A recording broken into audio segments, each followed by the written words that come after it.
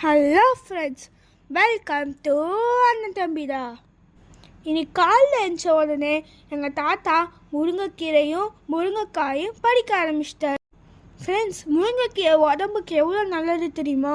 Friends, இந்த முருங்கைக்கீரையில் vitamins and minerals நிறையா கொத்தி கிடக்குது. இந்த மரத்தில் இருக்க எல்லாத்தையுமே சாப்பிட்லாம் காய்ஸ். கீரையை சாப்பிட்லாம், பூவை சாப்பிட்லாம், காயை சாப்பிட்லாம். என்ன ஒன்று, அந்த பிரான்ச்சை தான் சாப்பிட முடியாது.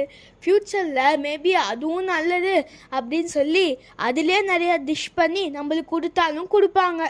காய்ஸ், நீங்களும் அடிக்கடி முருங்கைக்கீரை செஞ்சு சாப்பிடுங்க, உடம்புக்கு ரொம்பவே நல்லது.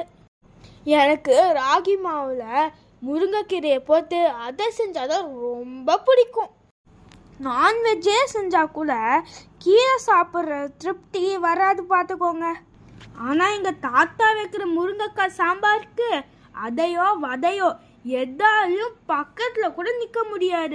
இன்னைக்கு எங்கள் வீட்டில் முருங்கைப்பூ பொரியல், முருங்கைக்காய் சாம்பார், முருங்கைக்கீரை அதை ஷார்ட்டா சொல்லணும்னா முருங்கை மர மீல்ஸ்.